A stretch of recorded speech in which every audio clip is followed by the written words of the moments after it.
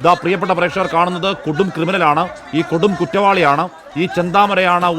രണ്ട് പെൺകുട്ടികളെ അനാഥമാക്കിയ ഒരു നരാധമൻ. കേരളം ഇന്ന് ഏറ്റവും കൂടുതൽ വെറുക്കുന്ന ഒരു നരാധമനാണ് അയാൾ.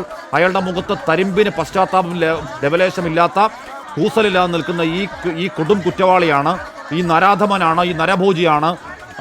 ഒരു അമ്മയെ വെട്ടിക്കൊലപ്പെടുത്തിയ ശേഷം 5 വർഷങ്ങൾക്കിപ്പുറം അവരുടെ അച്ഛനെയും അച്ഛമ്മയും വെട്ടിക്കൊലപ്പെടുത്തി, ഇനിയും കൂടുതൽ ആളുകളെ വെട്ടിക്കൊലപ്പെടുത്താൻ വടിവാളിന് കത്തി മൂർച്ച കൂട്ടിക്കൊണ്ടിരിക്കുന്ന ഒരു കൊടും കുറ്റവാളിയെ കേരളം കാണുകയാണ്. ഇയാൾ കേരളം ഏറ്റവും കൂടുതൽ വെറുക്കുന്ന ഒരു കുറ്റവാളിയെ മാറുന്നുണ്ട്. ഒരുപക്ഷെ മാധ്യമങ്ങൾക്ക് മുന്നിൽ അയാളെ കാണിച്ചതാകാം പോലീസ്. എന്തായാലും അയാൾ പിടിയിലായിരിക്കുന്നു. പക്ഷേ ഏതെങ്കിലും തരത്തിൽ അയാളുടെ മുഖത്ത് ക്ഷീണത്തിൻ്റെയോ പശ്ചാത്താപത്തിൻ്റെയോ ഏതെങ്കിലും പരവശം ഒന്നും കാണാനില്ലാത്ത രീതിയിൽ ഒരു കട്ടൗട്ട് ഒരു ക്രിമിനലാണ്, കൊടും കുറ്റവാളിയാണ്, കോൾഡ് ബ്ലഡഡ് ക്രിമിനലാണ് എന്ന് അയാളുടെ അപ്പിയറൻസിൽ തന്നെ തെളിയിക്കുന്നുമുണ്ട്. നിഖിൽ പ്രമേശായിരുന്നു. നിഖിൽ, പോലീസ് അയാളെ മാധ്യമങ്ങളോട് കാണിക്കുകയായിരുന്നു. അയാളുടെ മുഖത്ത് ഏതെങ്കിലും തരത്തിൽ പശ്ചാത്താപത്തിന്റെ ലാഞ്ചനയില്ല. നിഖിൽ,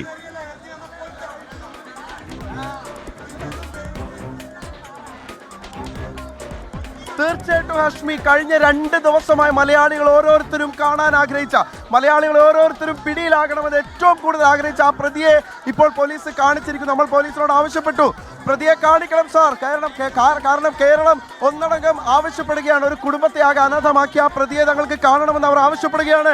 അതുകൊണ്ട് ആ പ്രതിയെ കാണിക്കൂ എന്ന് ഈ കേസിന്റെ അന്വേഷണ ഉദ്യോഗസ്ഥനായിട്ടുള്ള മുരളീധരൻ സാറിനോട് നമ്മൾ ആവശ്യപ്പെട്ടു. അദ്ദേഹം ആ പ്രതിയെ കാണിച്ചു തന്നു. ഇതപ്പോൾ ഇവിടുത്തെ ആളുകളുടെ രോഷ പ്രകടനമാണ് നമുക്ക് കാണാൻ കഴിയുന്നത്. നിങ്ങൾക്ക് അയാളെ വിട്ടു ഞങ്ങൾ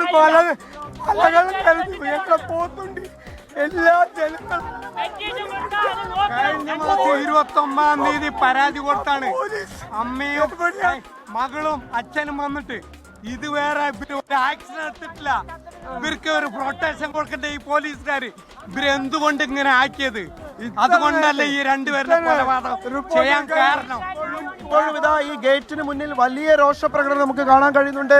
അഷ്മി, വലിയ രോഷപ്രകടനം. ഈ ഗേറ്റ് തകർത്തുകൊണ്ട് ഉള്ളിലേക്ക് കടക്കാനുള്ള ശ്രമങ്ങൾ അവർ നടത്തുന്നുണ്ടായിരുന്നു. അതിന് മുന്നിൽ ഇപ്പോൾ പോലീസ് അതിനെ പ്രതിരോധിച്ച് ഇങ്ങനെ നിൽക്കുന്ന കാഴ്ചയാണ് നമുക്ക് കാണാൻ കഴിയുന്നത്.